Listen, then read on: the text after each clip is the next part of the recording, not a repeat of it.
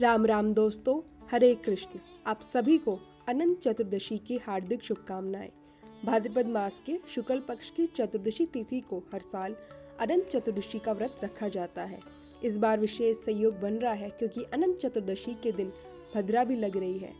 चतुर्दशी तिथि का आरंभ होगा 6 सितंबर शनिवार को प्रातःकालीन 3:13 पर और तिथि का समापन होगा उसी दिन यानी 6 सितंबर शनिवार की मध्य रात्रि 1:41 पर।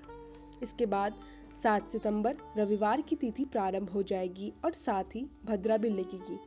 भद्रा का समय रहेगा रात 1:41 से लेकर अगले दिन प्रातःकाल 6:02 तक। और इस बार भद्रा का वास मृत्युलोक में रहेगा तो शास्त्रों के अनुसार अशुभ माना जाता है। अब जान लेते हैं सूर्योदय और सूर्यास्त का समय। अनंत चतुर्दशी के दिन यानी 6 सितंबर शनिवार को सूर्योदय सुबह 6:14 पर और सूर्यास्त शाम 6:35 पर होगा।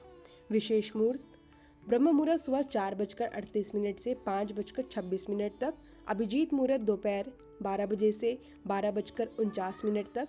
पूजा का शुभ समय रहेगा सुबह 6:07 से लेकर देर रात 1:41 तक।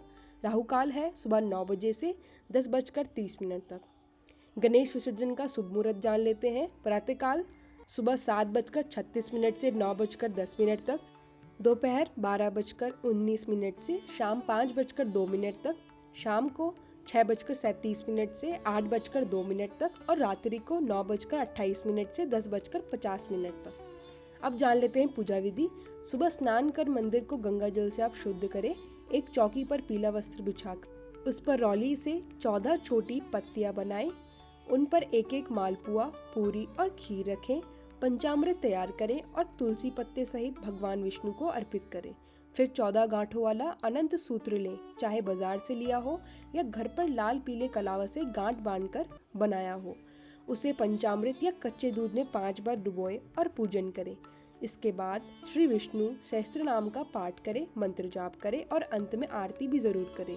फिर पुरुष दाहिनी बाहें में और महिलाएं बाएं दाएं में अनंत सूत्र बांधे। यह सूत्र 14 दिनों तक पहनना चाहिए और फिर अगली अनंत चतुर्दशी पर विसर्जन करना चाहिए। व्रत की यही नियम है कि इस दिन झूठ, छल, चोरी, पाप और नशा त्यागना चाहिए। बाल नाखून न काटे और अपने सामर्थ्य अनुसार दान पुण्य का काम करें। इस प्रकार अनंत चतुर्दशी का व्रत करने से जीवन में सुख समृद्धि आती है और भगवान विष्णु की विशेष कृपा प्राप्त होती है। तो बोलिए राधे राधे श्याम।